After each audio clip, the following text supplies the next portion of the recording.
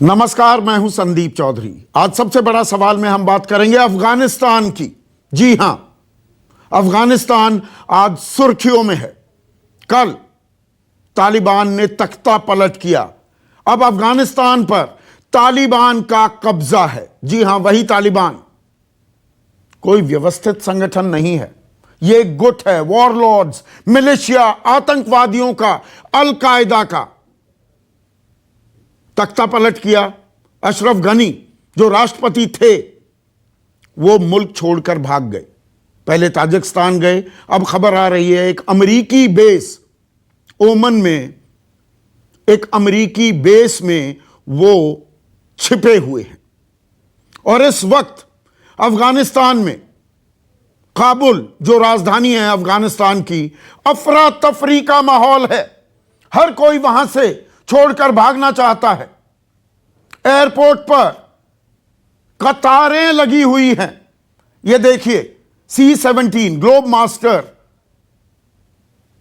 यह विमान है, लोगों को बाहर निकालने के लिए गया। और देखिए किस तरह से लोगों का हुजूम लटक गया।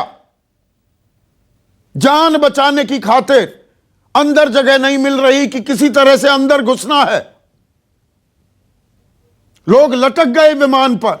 दूसरी तस्वीर दिखाता हूं, एक एयरलाइन का विमान।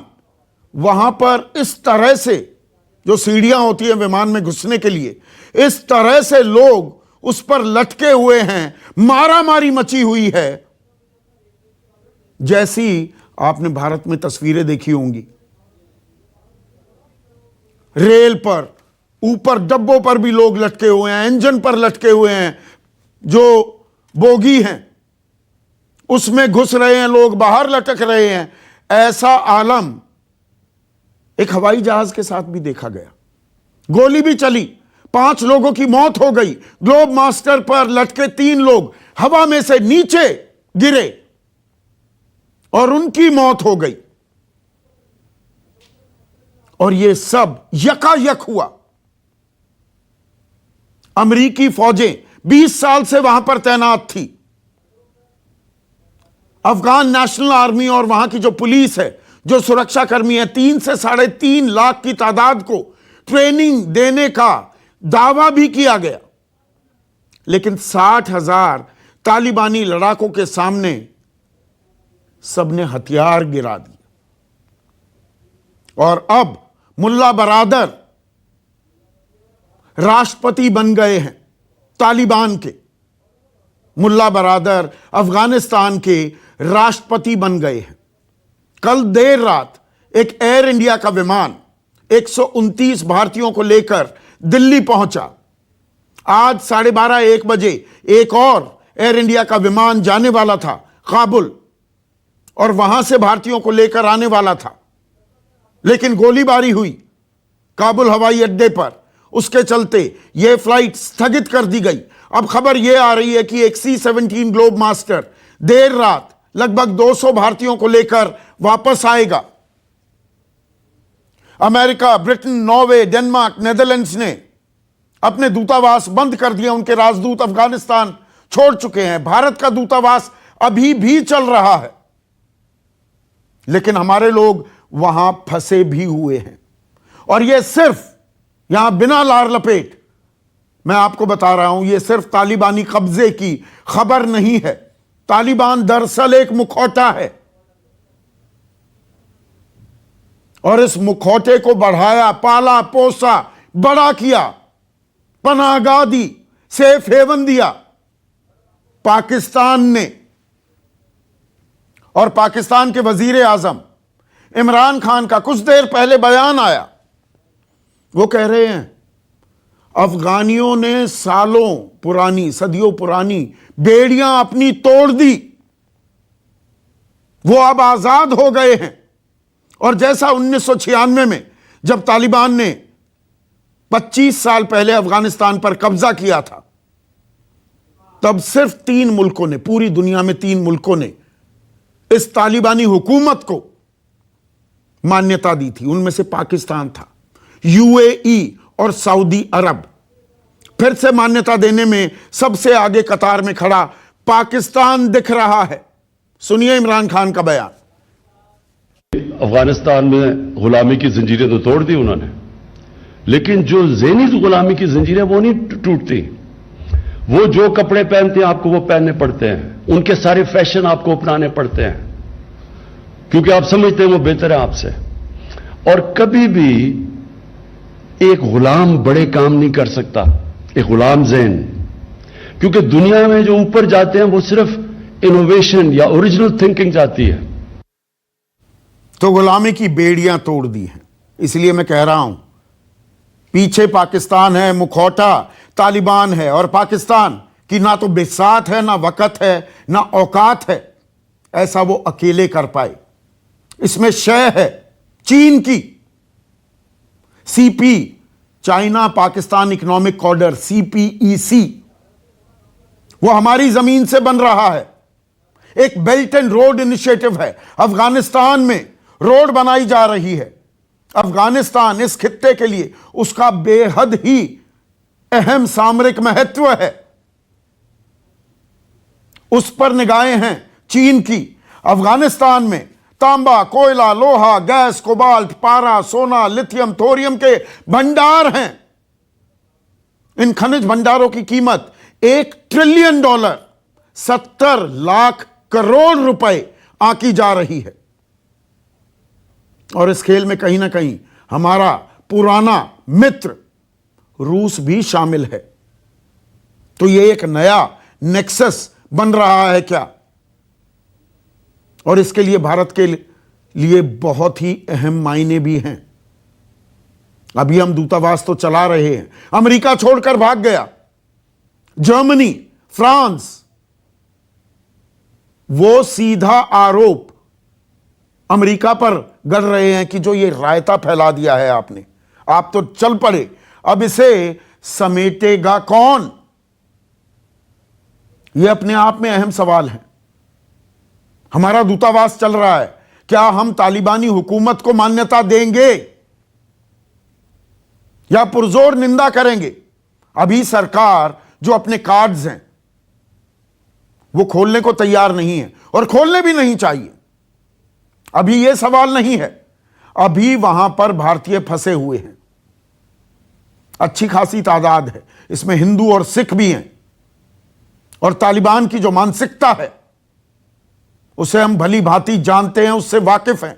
दानिश सिद्दीकी की हत्या, उस पत्रकार, उस बहादुर पत्रकार की जो हत्या की गई, उसे हम भुला नहीं सकते। उसकी हत्या इसलिए की गई कि वो भारतीय था।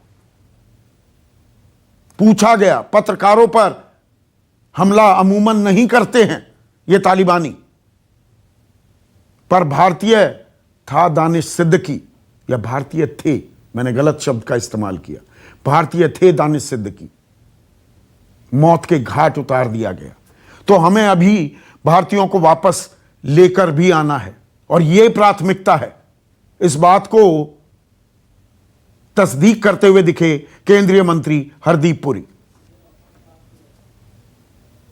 तरह से हालात हैं, जो सिख फैमिलीज में फंसी हुई है, उनके लिए क्या कहना चाहेंगे? वो विदेश मंत्रालय और बाकी लोग जो इसके लिए चिंता कर रहे हैं वो पूरी व्यवस्था करेंगे। तो पूरी व्यवस्था की जा रही है, लेकिन क्या भारत बॉक्सिंग भी हो रहा है? एक तरफ चीन, इधर पाकिस्तान, अफगानिस्तान पर तालिबान का कब्जा, ईरान भी आंखें तरेर रहा है। हमारा पुराना दोस्त रूस भी क्या इस खेल में शामिल है? और अमेरिका छोड़कर भाग गया। कल लाल किले की प्राचीर से प्रधानमंत्री मोदी ने आतंकवाद और विस्तारवाद, दो बड़े खतरे गिनवाए थे।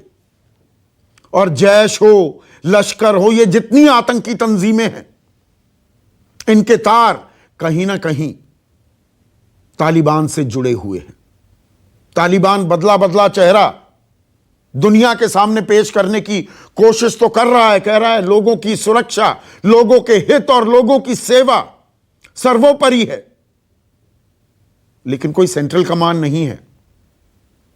इतने गुट हैं, उसका स्पिल ओवर होगा क्या? जो हमने सालों साल देखा है, भुगता है कि तालिबानी ट्रेंड आतंकवादी वो जम्मू कश्मीर में आते हैं।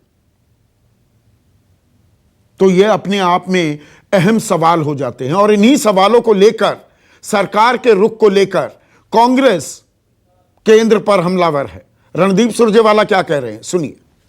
प्रधानमंत्री और देश के विदेश मंत्री को सामने आना चाहिए और सामने आकर देश को विश्वास में लेकर बताना चाहिए कि किस प्रकार से हमारी एम्बेसीज में राजदूत और पर्सोनेल और हमारे सब नागरिक किस प्रकार से सुरक्षित वापस आएंगे और अफगानिस्तान के साथ हमारी भविष्य की रिलेशनशिप और रणनीति क्या होगी देख जाता है। ऐसे में आज का सबसे बड़ा सवाल, अफगानिस्तान में तालिबान भारत के लिए खतरे की घंटी और अंतर्राष्ट्रीय कूटनीति में फैला अफगानी रायता। यह रायता फैल गया है। बहुत से देश अमेरिका पर यह आरोप लगा रहे हैं कि रायता फैला दिया, आप निकल लिए। लेकिन अब इस रायते को समेटा कैसा जाए, और हर एक देश अपने हित साधता है। हम भारतीय हितों की भी बात करेंगे आज। चर्चा में मेरे साथ बीजेपी के युवा चेहरा, उनके राष्ट्रीय प्रवक्ता गुरु प्रकाश, कांग्रेस की राष्ट्रीय प्रवक्ता सुप्रिया श्रीनेत, 4 एक्सपर्ट्स हैं मेरे साथ। 2 डिफेंस की फील्ड से, पर यह कूटनीति भी समझते हैं। Lieutenant general Raj Kadyan retired, vice chief रह चुके हैं इंडियन आर्मी के। Major general Bishambar Dayal retired, defence expert हैं और रूस को, उसकी मानसिकता को समझते हैं। हम रूस की भी बात करेंगे। फॉर्मर डिप्लोमेट एम्बेसडर अशोक सज्जनहार मेरे साथ हैं और विदेश मामलों के जानकार रोबिंद्र सचदेव। तो सबसे पहले यह खतरे की घंटी तो है गुरु, और हमारे लोग अभी वहां फंसे हुए हैं। एक विमान आज दोपहर में जाने वाला था, वो विमान की उड़ान को स्थगित करना पड़ा। अब खबर है देर शाम तक एक C-17 ग्लोब मास्टर से 200 लोगों को और लाया जाएगा। तो हमारी प्लान क्या है? क्या तालिबानी सरकार से, अब तो हुकूमत हो गई उनकी, उनसे संपर्क में है, हमारा दूतावास चल रहा है, हमारे लोगों की हिफाजत को लेकर सरकार क्या कर रही है? नहीं संदीप जी, मुझे लगता है कि अभी अरिंदम बागची जो कि ऑफिशियल स्पोक्सपर्सन है मिनिस्ट्री ऑफ एक्सटर्नल अफेयर्स के, उनका अभी स्टेटमेंट आया है और वो स्टेटमेंट काफी एक्सप्लेनेटरी है। उन्होंने कहा है कि भारत सरकार कॉन्स्टेंटली इवॉल्विंग सिचुएशन को मॉनिटर कर रही है, लेकिन अभी के समय में हमारी प्राथमिकता क्या होनी चाहिए। और जैसा कि आपने अपने ओपनिंग रिमार्क्स में भी स्पष्ट किया, अभी किसी प्रकार की कोई राजनीतिक छीटाकंशी के बजाय हमारा फोकस ये रहना चाहिए कि हम अपने लोगों का इवैक्यूएशन कैसे करें। संदीप जी, मुझे बहुत दूर जाने की आवश्यकता नहीं महसूस होती है। अभी यमन में उदाहरण आया था और यमन में जिस प्रकार का इवैक्यूएशन केंद्र सरकार ने किया था, सरकार के वरिष्ठ मंत्री जनरल वीके सिंह जी स्वयं जाते हैं और लगभग 5000 भारत के लोगों को सुरक्षित वापस लेके आते हैं। और यही नहीं, 41 से अधिक देशों के लगभग 1000 लोगों को भी वापस लाया गया था। तो मुझे लगता है कि अभी हमारी प्राथमिकता ये होनी चाहिए। नहीं, प्राथमिकता बिल्कुल ये होनी चाहिए, पहले हमें सुरक्षित अपने नागरिकों को वापस लेकर आना है। पर सवाल यहां पर यह भी पूछा जाएगा गुरु, वर वी कॉट नैपिंग? क्या हम सोते पकड़े गए? जो हो रहा था अफगानिस्तान में, क्या हम उससे अनभिज्ञ थे? अमेरिकी दूतावास बंद किए जा रहे थे, 1 मई से वहां पर ट्रूप विड्रॉल हो रहा था, वहां पर लगातार एक के बाद एक शहर तालिबान के कब्जे में आते जा रहे थे। पर कल जब कब्जा हुआ, तख्ता पलट हुआ काबुल में, तब हम हरकत में आते दिखे। Sandeep ji, we were never caught napping. मैं आपको एक बात स्पष्ट कर दूं और मैं आश्वस्त हूं कि आपको पता भी होगा कि पिछले कई हफ्तों से बहुत सारी एडवाइजरीज के माध्यम से लोगों को सावधान किया गया था। वहां कोई भारतवंशी लोग हैं, उनको सावधान किया गया था कि सिचुएशन कॉन्स्टेंटली डिटेरियोरेट कर रही है। तो भारत का जो विदेश मंत्रालय है वो लगातार वहां के लोगों से संपर्क में था। और भारत और अफगानिस्तान संबंध कोई आज का थोड़ी ना है। हम जानते हैं कि किस प्रकार अब्दुल्ला जो उनके नेता थे, उनका परिवार भारत में रहता है। हामिद करजई जो पूर्व में राष्ट्रपति रहे, उनकी शिक्षा दीक्षा सब यहीं पे हुई है। $3 बिलियन से अधिक का इन्वेस्टमेंट है वहां भारत का। तो ये सवाल ही नहीं खड़ा होता है कि हम लोगों ने सावधानी नहीं बरती। सरकार लगातार पैनी नजर बनाई हुई थी और अभी आने वाले समय में भी हमारी पैनी नजर बनी हुई है। अरिंदम बागची जी के प्रेस नोट से यह स्पष्ट हो गया है कि कॉन्स्टेंटली लगातार जो भी वहां प्रोग्रेस हो रहा है, लगातार जो भी वहां डेवलपमेंट हो रहा है, सरकार उसको मॉनिटर कर रही है। लेकिन अभी पर इस कब्जे पर भारतीय सरकार ने अभी चुप्पी साधी हुई है। मैं इसे कूटनीतिक रणनीति मानूं या मैं जल्दबाजी कर रहा हूं यह सवाल पूछने में। देखिए, इमरान खान ने साफ संकेत दे दिए, वो तो मान्यता देंगे, चीन भी मान्यता देने वाला है, ऐसे साफ संदेश मिल रहे हैं। जो रूसी बड़े मंत्री हैं वो इस वक्त तालिबान के संपर्क में हैं, तो वहां से भी ऐसा होता दिख रहा है। देखिए संदीप जी, इमरान खान जी की बातों को अभी उस पर टिप्पणी हम लोग क्या करें, लेकिन भारत का आपने बहुत सही सवाल पूछा है। और इंटरनेशनल पॉलिटिक्स में बड़ा ही इंपॉर्टेंट ये एक कहावत है that there are no permanent friends, there are no permanent enemies, there are permanent interest. और आपने कहा भी कि भाई भारत के इंटरेस्ट हर हालत में नहीं, हमें अपने हित साधने हैं। सबने रायता फैला दिया, हम अपने हित क्यों नहीं साधेंगे? हर कोई अपने हित साध रहा है। निश्चित रूप से हम अपने हित साधेंगे और अपने नागरिकों को सुरक्षा के साथ बाहर लेकर के आएंगे। पिछले साल का भी मेरे पास आंकड़ा है, लगभग 400 हिंदू और सिख समुदाय के लोगों को वापस लेके आया गया था। लेकिन संदीप जी, मुझे दुख तब होता है कि जब सीएए पर हमारे विरोधी हमारा विरोध करते हैं। मुझे लगता है कि उन लोगों को भी अपना पोजीशन अब रीअसेस करना चाहिए। लगातार नागरिकता संशोधन का जो लोग पानी पी कर विरोध कर रहे थे, आप विरोध करिए, लेकिन ऐसी स्थिति में आपने देख लिया कि सरकार की कोर फिलॉसफी सीएए के पीछे क्या थी। सीएए में 6 अगर वर्गों को, धर्मों को जोड़ा जाता है, विरोध ज्यादा इस बात पर था कि मुसलमानों को जानबूझकर आपने उस श्रेणी से बाहर निकाला क्या? आज की तारीख में भी अफगानी अगर वहां पर शरणार्थी है, मुस्लिम है, उसको नहीं लेंगे ना आप?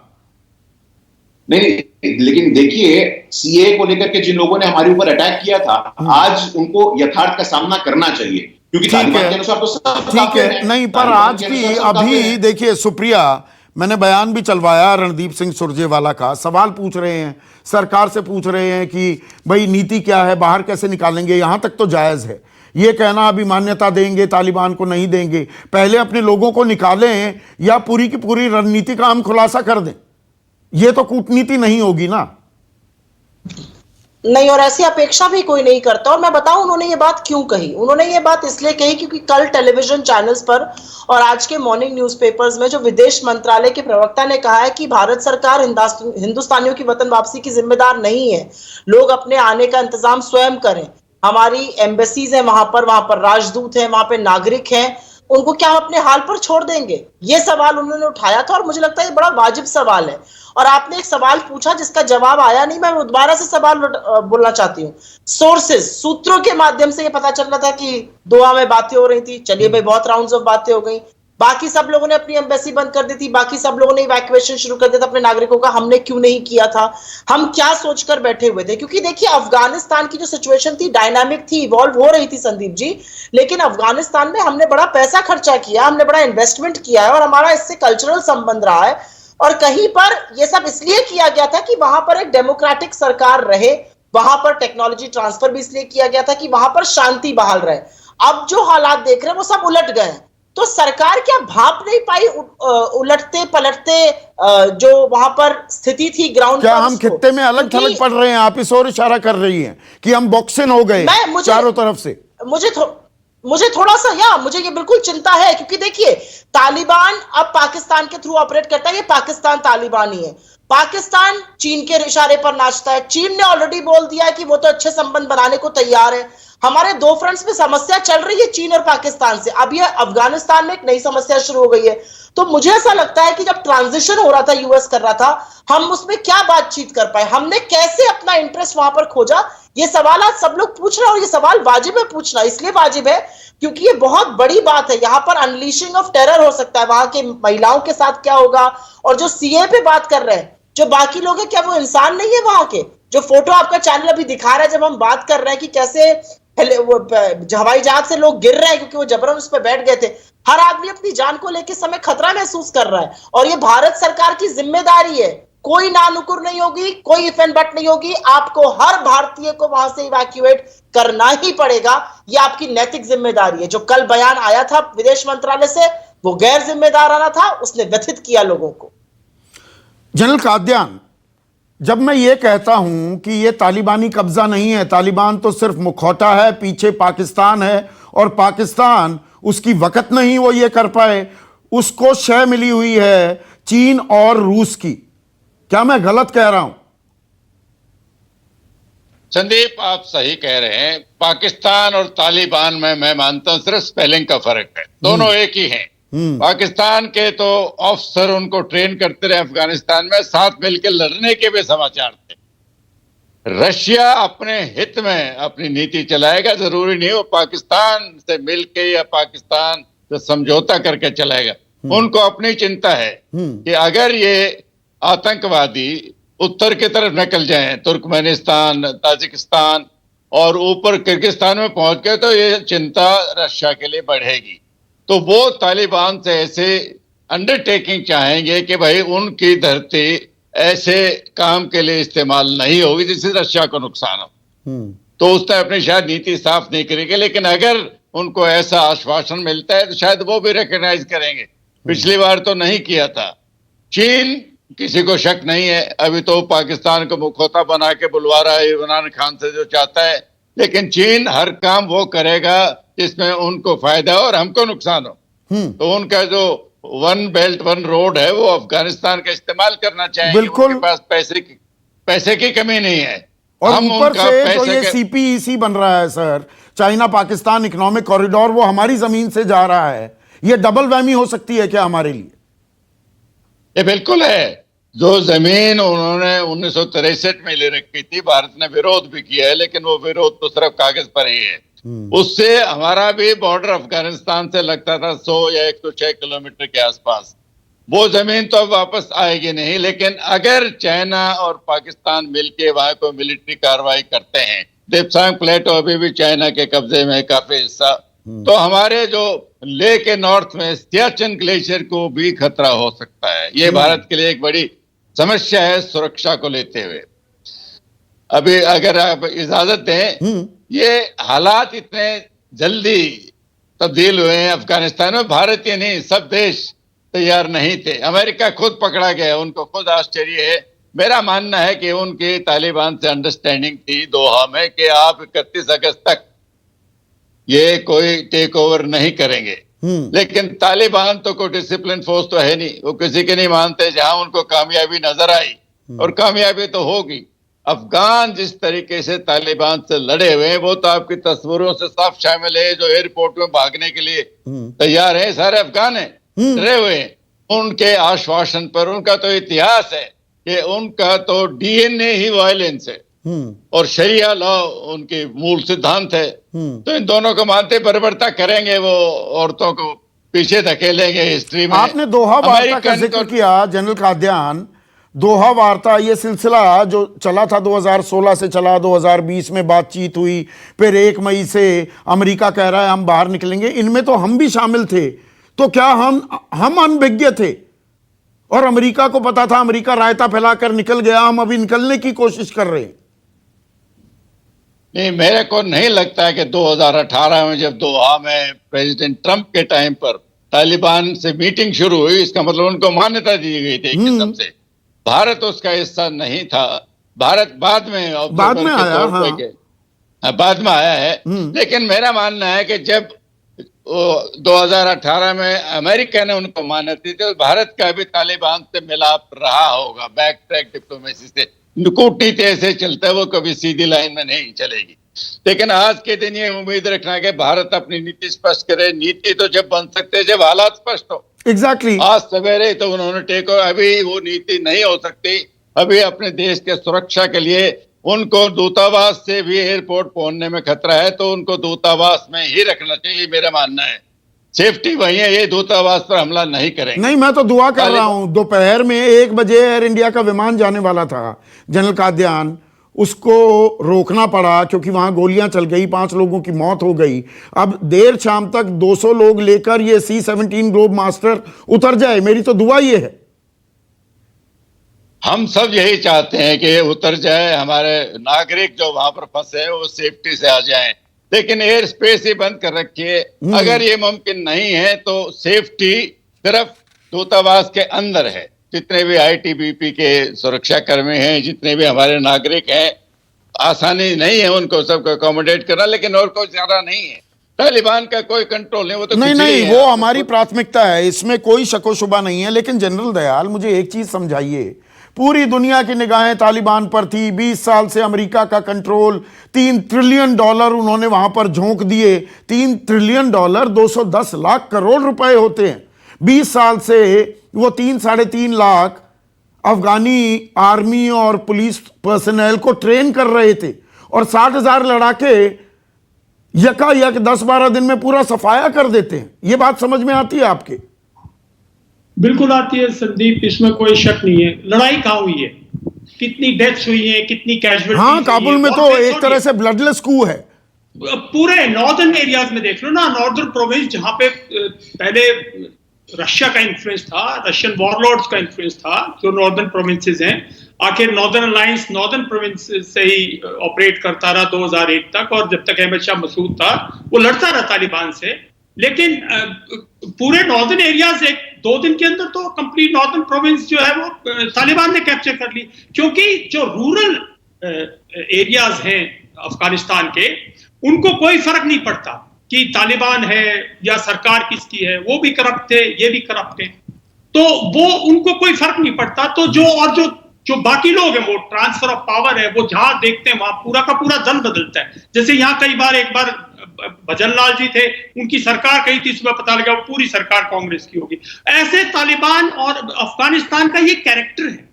तो ये उम्मीद थी, मुझे तो बिल्कुल ये उम्मीद थी कि ये बहुत जल्दी, और जो अफगान प्रेसिडेंट है उनको पता था नजीबुल्लाह का क्या हुआ था, वो हैंग हुए थे, इसलिए वो भी छोड़ के भाग गए, क्योंकि कंप्लीट। तो क्या अंतरराष्ट्रीय समुदाय ने, अमेरिका ने, सबने आंखें बंद कर रखी थी? तालिबान है तो एक आतंकवाद को पालने परोसने वाला, उसको आगे बढ़ाने वाला गुट है ना। इसमें अलकायदा के भी एलिमेंट्स हैं, इसमें जमात के, जैश के, ये सब एलिमेंट्स हैं ना। देखिए साहब, तालिबान एक hardcore Islamist, complete fundamentalist, complete terrorism, आप जितनी भी तंजीमें हैं दुनिया में, सबसे कनेक्टेड है तालिबान। अगर जो लोग सोचते हैं कि तालिबान का ये जो मुखड़ा है, जैसे मैं बहुत दिन से, पहले दिन से कह रहा हूं, इमरान खान कुछ नहीं है बल्कि एक हार्डलाइनर्स का मुखड़ा है, इसी तरह ये तालिबान का जो अभी का रूप है, ये एक मुखड़ा है साहब। ये हकीकत नहीं है, हकीकत एयरपोर्ट दिखा रहा है, ग्राउंड सिचुएशन। सोल्जर हूं इसलिए बोल रहा हूं, ग्राउंड से सिचुएशन लो। अगर अफगान के लोग छोड़ के भागना चाह रहे हैं तो उनको पता है कि होने वाला क्या है।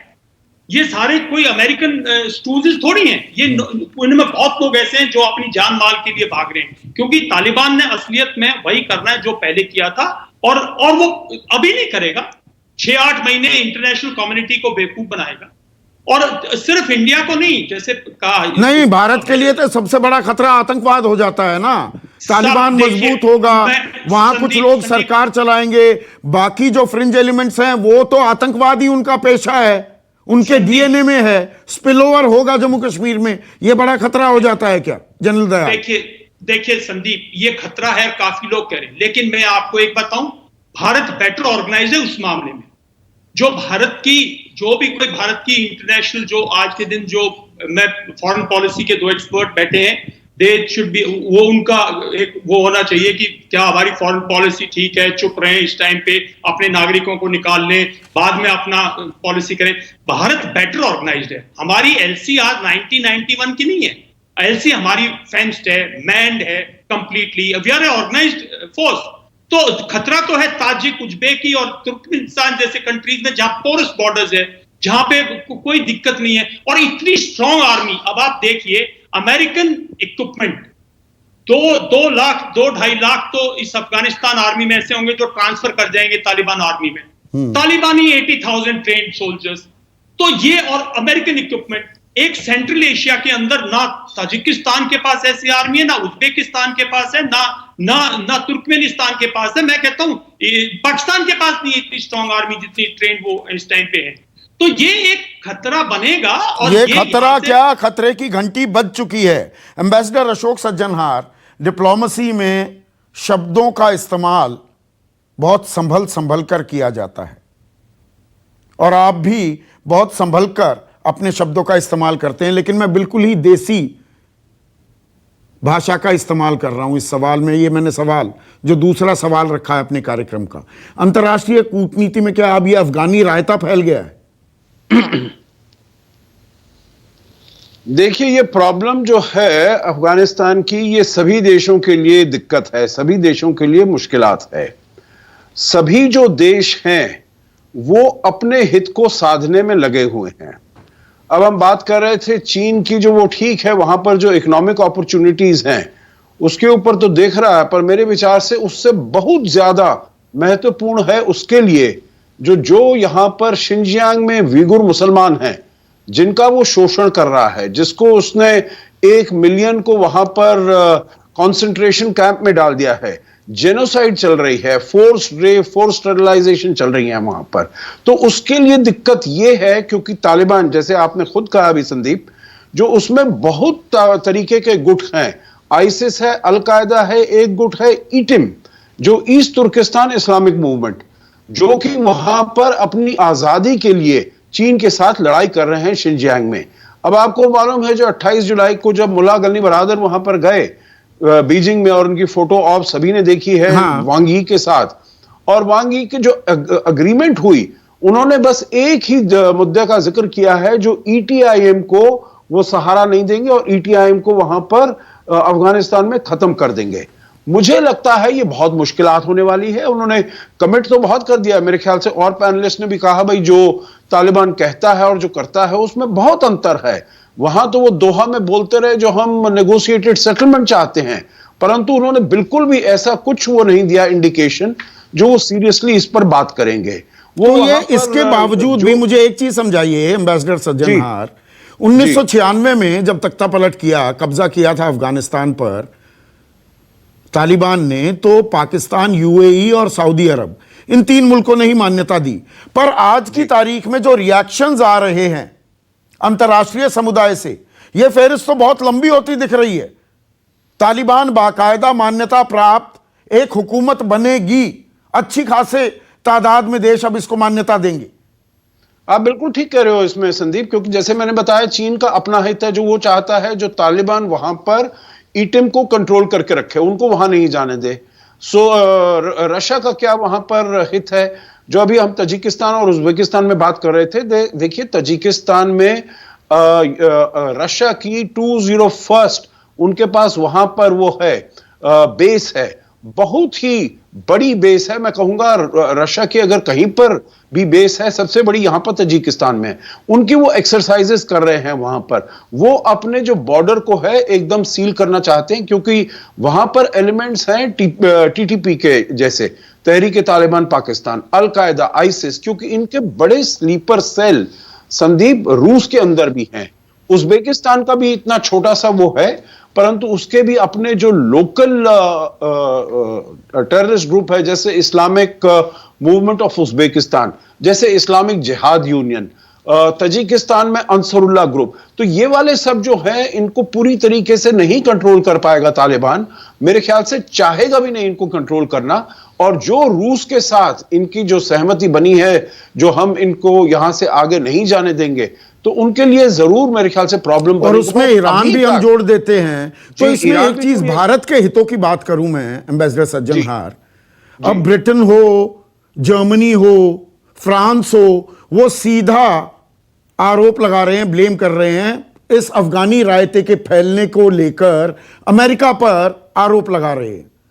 हम यहां इस खित्ते में अफगानिस्तान, पाकिस्तान, ईरान, साथ में चीन दूसरी तरफ, हम क्या अमेरिकी एलाय के तौर पर एक बॉक्सिंग हो रहे हैं?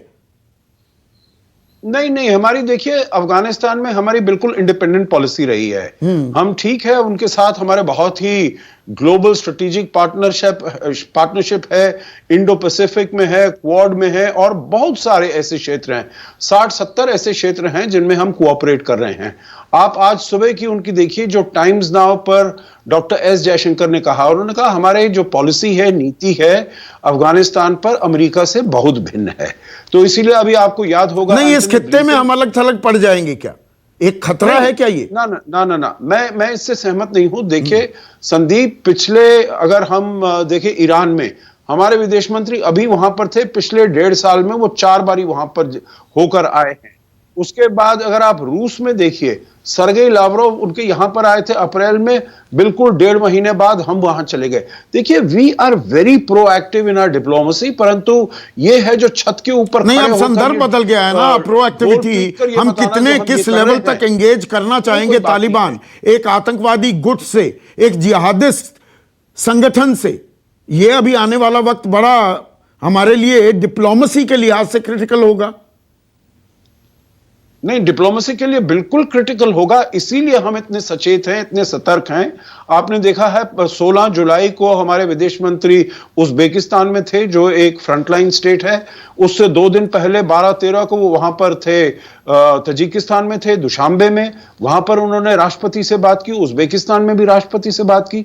तो देखिए, जहां जहां हम अपने हितों को प्रोटेक्ट करने के लिए जा सकते हैं, हम वहां नहीं, हितों में अभी रणनीतिक या कूटनीतिक हितों के अलावा रुबिंद्र सचदेव, आर्थिक हित आजकल सर्वोपरि हो रखे हैं दुनिया में। और ये तालिबान का अफगानिस्तान पर कब्जा, मुखौटा वो पीछे पाकिस्तान, शय चीन की, चीन CPEC, चीन पाकिस्तान इकोनॉमिक कॉरिडोर हमारी जमीन से वो जा रहा है, ग्वादर के लिए रास्ता निकल रहा है, ऊपर बेल्ट एंड रोड जो इनिशिएटिव है, और खनिज पदार्थों का मैंने जिक्र कर दिया। हमारा चाबहार में जो फुटप्रिंट्स हम बढ़ा रहे थे वो कमजोर पड़ते दिख रहे हैं। तो आर्थिक हितों के लिहाज से और सामरिक हितों के लिहाज से ये जो बदलता घटनाक्रम है भारत के लिए कितना अहम है?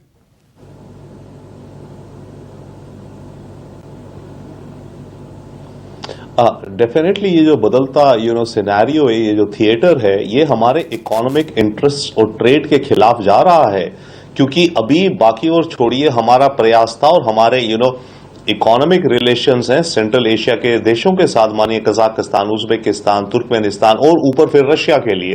अब बात यह है कि अगर हमें यहां से हम कुछ एक्सपोर्ट भी करेंगे तो हमारा सामान वहां पहुंचेगा कैसे? तो ये सारा हमारा वर्चुअली थिएटर हमें डिनायल होने जा रहा है। ओके, तो हमारी जो एक्सपोर्ट्स की ग्रोथ या बायलैटरल हमें कुछ इंपोर्ट करना हो, मानिए कजाकिस्तान में कोई HSA भुगते हो, भारत को इंपोर्ट करना हो, हम कहां से करेंगे? उनकी कार्गो इतनी महंगी हो जाएगी, हम नहीं कर पाएंगे, तो हमारे ट्रेड रिलेशन बढ़ेंगे नहीं। बट मैं एक चीज और कहना चाहता हूं क्विकली रिगार्डिंग पॉलिसी, जो आप कह रहे थे फॉरेन पॉलिसी के पर्सपेक्टिव से। मेरे विचार से भारत को एक हो सकता है कर भी रहे हो, हमारी डिप्लोमेसी डेफिनेटली कर रही होगी, बहुत वर्क हार्ड करते हैं हमारे foreign office and PMO। But मेरे विचार से हमें जो एग्रेसिवली इस समय करना चाहिए वो हमें ईरान और अमेरिका के बीच में एक मीडिएटर का रोल प्ले करना चाहिए। 2-3 कारण हैं उसके। एक, ईरान अभी सैंक्शंस के अंडर है, तो हम ईरान से अपने रिश्ते बढ़ा भी नहीं सकते, हम ईरान से तेल नहीं खरीद पा रहे हैं। ओके, हमारे जो प्रोजेक्ट्स आप मेंशन कर रहे थे, चाबार या ऑयल एंड ड्रिलिंग प्रोजेक्ट्स वगैरह, सारे रुके हुए हैं और इनफैक्ट वो सारे चाइनीज को जा रहे हैं। तो अगर ये थिएटर इस तरह का रहा फिलहाल, जैसे आप कह रहे हैं रायता फैला हुआ, तो ये पूरा रायता फैला रहेगा और हम इस एरिया से पूरे वंचित होने के हालात पे आ गए हैं। चाहे हमारे रिलेशन उज्बेकिस्तान से अच्छे होंगे, एग्रीड, बट हम कर क्या पाएंगे उस अच्छे रिलेशन से जब हम ट्रेड रिलेशंस आना जाना नहीं कर पाएंगे, राइट? तो इस चीज को काउंटर करने के लिए और यहां पर जिसे कहते हैं ना एक फुटहोल्ड, एक फुट इन द डोर डालने के लिए हमें ईरान पे अपनी प्रेजेंस और ट्रेड बढ़ाना है। और वो हम केवल तभी कर सकते हैं जब ईरान से सैंक्शंस हटे। नाउ अमेरिका भी सॉफ्ट है ईरान के रिलेटेड न्यूक्लियर एग्रीमेंट को लेकर के। बाइडेन ने कहा है they are open to renegotiate, right? Sorry.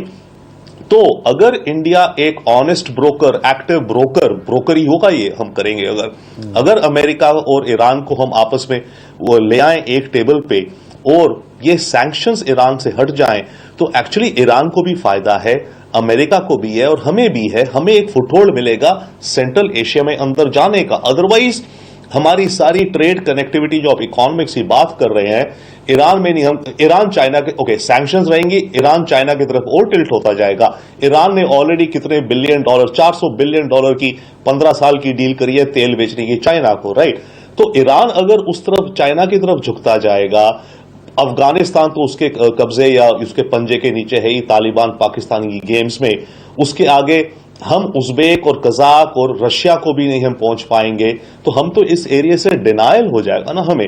तो इस एरिया से डिनायल अपना रिड्यूस करने के लिए हम जो प्रोएक्टिव एक गूगली टाइप या जैसे भी कहें आप एक अलग साइड, और हो सकता है भारत कर रहा हो, बट हो सकता है हम ये सोच ना रहे हो, हम सोचें क्यों अमेरिका हमारी बात कह रहे हैं ईरान और अमेरिकी रिश्तों को बेहतर बनाने में पहल करे भारत। पर एक चीज समझाइए, बहुत से जानकार ये कह रहे हैं रुबिंद्र सचदेव कि दरअसल ये जो अफगानिस्तान वाला थिएटर था ना, ये सेंट्रल एशिया, वहां से इवैक्यूएट कर गया है अमेरिका। अब उसने नया थिएटर खोज लिया है, वो है इंडो पैसिफिक, और हम यहां कहीं बीच में अटक गए कि अब हम अमेरिका के साथ देखे जा रहे हैं कि हम उनके साथ अपने संबंध बढ़ा रहे हैं। हम इस खित्ते में फंसे रहे, उन्होंने अपना थिएटर बदल लिया और वो उम्मीद करेगा हम उनके साथ इंडो पैसिफिक में कोऑपरेशन करें।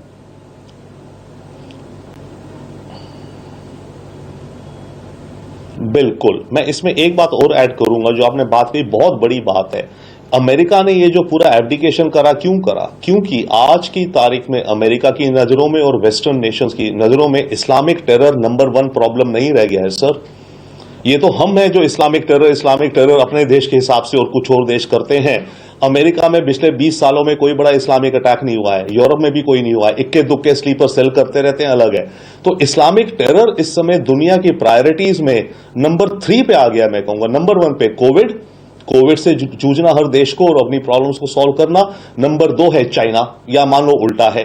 तो अमेरिका का जो आप इंडो पैसिफिक थिएटर पे फोकस इसीलिए जा रहा है, और इस्लामिक टेरर का उनको अब मतलब प्रायोरिटी कम हो गई है, तो वो अलग रहा। बट स्टिल ईरान को लेकर के जो हम कर सकते हैं, और इसमें आई नो इसमें ऑब्जेक्शंस ये भी आएंगे कि ईरान और इजराइल के रिलेशंस, और इजराइल अमेरिका पे प्रेशर डालेगा कि ईरान से नॉर्मलाइज ना करो, उसमें भी गेम है। जरूरी नहीं है जो इजराइल तो यही तो अपने हित साधने की बात है। तो देखिए गुरु प्रकाश, कुल मिलाकर बात ये आती है, ये जो अफगानिस्तान में हो रहा है, किसी देश में क्या होता है हमें ज्यादा फर्क नहीं पड़ता, पर यहां पर हमारे सिर्फ सामरिक कूटनीतिक हित ही नहीं, हमारे आर्थिक हित भी हमें साधने हैं, उनको नुकसान हो सकता है। यह बात आप मानेंगे?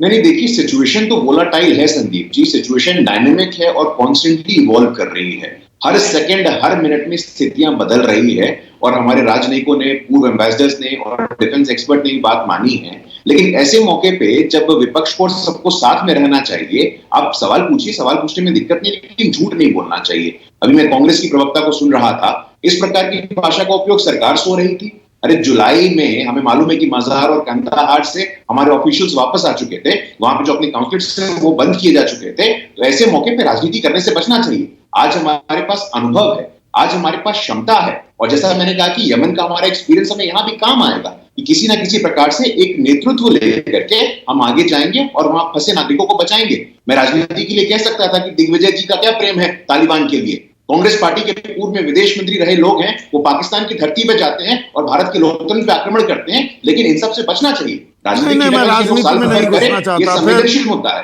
फिर वो IC 814 की बात आ जाएगी। नहीं, देखिए संदीप जी, उन्होंने कहा था तो मुझे लगा 3 बड़े आतंकवादी वो छोड़े गए थे, पर उसमें आम लोगों की जिंदगी का भी सवाल था।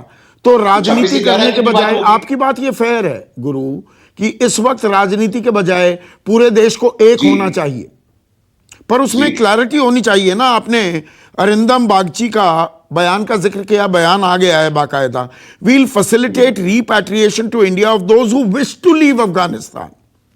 There are also a number of Afghans who've been our partners in the promotion of our mutual developmental, educational and people-to-people endeavors. We'll stand by them. यहां पर सिर्फ ये कहने से काम चलेगा, या एक एडवाइजरी नागरिकों को जारी करने के बजाय तालिबान की हुकूमत को भी जारी किया जाए कि भारतीयों को कुछ नहीं होना चाहिए?